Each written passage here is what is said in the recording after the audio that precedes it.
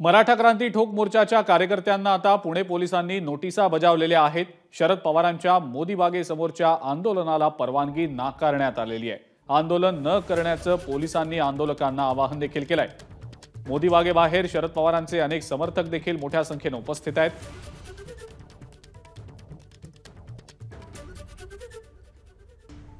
शरद पवारांच्या मोदी बागेतील निवासस्थानाच्या बाहेरून आमचे प्रतिनिधी मिकी घई या संदर्भातली आपल्याला अधिक माहिती देत आहेत। मिकी, मराठा क्रांती ठोक मोर्चाच्या कार्यकर्त्यांना आता पुणे पोलिसांनी नोटिसा पाठवलेल्या आहेत, आंदोलन न करण्याचं आवाहन केलेलं आहे। मिकी, काय नेमकी सध्याची अपडेट? अजिंक्य, जर आपण बघितलं तर पवारांचं जे निवासस्थान आहे मोदी बाग, त्याच्या बाहेर आज सकाळपासून कडेकोट पोलीस बंदोबस्त तैनात करण्यात आलेला आहे। आणि याचं कारण आहे मराठा क्रांती ठोक मोर्चे जे कार्यकर्ते आहेत ते या ठिकाणी मोठ्या संख्येने येऊन आंदोलन करणार आहेत, निदर्शनं करणार आहेत। त्यांचं म्हणणं आहे की शरद पवारांनी मराठा आरक्षणासंदर्भातली भूमिका स्पष्ट करावी, आतापर्यंत जे राजकारण सुरू आहे ते थांबावं आणि त्यांची भूमिका नेमकी काय आहे ती स्पष्ट करावी, यासाठी त्यांची मागणी आहे।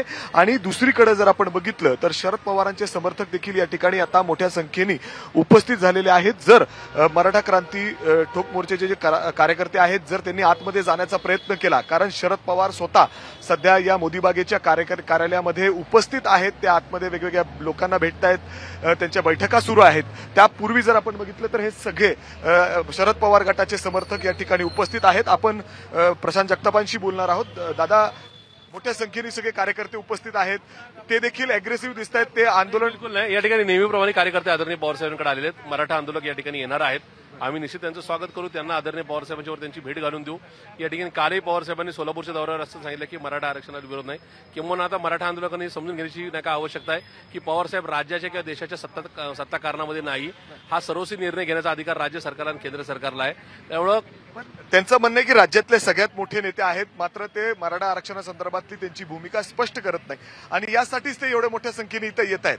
त्यांचं स्वागत आहे, त्या ठिकाणी त्यांना कुठे आम्ही विरोध करणार नाही किंवा चुकीची घोषणाबाजी पण आपण एवढ्या मोठ्या संख्येने का उपस्थित आहात? प्रमाणे आहेत या ठिकाणी पवारसाहेब पुण्यात आले की पवारसाहेबांच्यावर आम्ही असतो, त्याच्यामुळं त्या ठिकाणी इथं आम्ही आलेलो आहोत। ते इथं आलेत तर त्यांना आम्ही स्वतः आदरणीय पवारसाहेबांची भेट घ्यायला नेणार आहोत। त्यामुळे आपण बघतोय दादा की सातत्याने पवारसाहेबांना म्हणजे जिथे ती कुठं दौऱ्यावर जात आहेत तिथं त्यांच्या गाड्या अडवल्या जात आहेत, त्यांना त्यांची भूमिका स्पष्ट करण्यासाठी सांगितलं जातं, मात्र पवारसाहेब पुढे येत नाहीत। हे कुठेतरी माननीय एकनाथजी शिंदे, माननीय देवेंद्रजी फडणवीस आणि हे अजितदादा पवार यांच्यामुळेच होतंय। ते या मराठा आंदोलकांशी आणि ओबीसी, त्याचबरोबर धनगर, लिंगायत आणि मुस्लिम लोकांच्या भावनांशी खेळतायत। या सगळ्यांना कळालंय की आता पुढच्या 32-34 दिवसावर आचारसंहिता आलेली आहे, त्याच्यामुळे हे आपलं आंदोलन ह्या आंदोलनाचा शेवट आपल्याला कुठेही गोड होणार नाही, हे आंदोलकांना कळालं। त्यामुळे आंदोलक हे सगळ्या नेत्यांची अडवणूक करतात। जर आपण बघितलं तर राष्ट्रवादीचे हे सगळे कार्यकर्ते या ठिकाणी उपस्थित आहेत आणि काही वेळातच मराठा क्रांती ठोक मोर्चाचे कार्यकर्ते देखील या ठिकाणी पोहोचणार आहेत। मी बाहेरची परिस्थिती दाखवतो, पलीकडच्या बाजूला देखील इथं मोठ्या संख्येने पोलीस आहेत आणि अलीकडे जर आपण बघितलं तर इथं देखील पोलिसांचं बळ मोठ्या प्रमाणात तैनात करण्यात आलेलं आहे, कारण आल्यानंतर इथं कुठलाही अनुचित प्रकार घडू नये। स्वतः शरद पवार या ठिकाणी उपस्थित आहेत, काही लोक आतमध्ये देखील जाण्याचा प्रयत्न करू शकतात, त्यांना रोखण्यासाठी मोठ्या संख्येने पोलीस बळ या ठिकाणी मोदी बागच्या बाहेर तैनात करण्यात आलेलं आहे।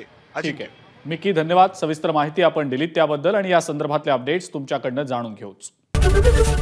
एबीपी माझा, उघडा डोळे बघा नीट।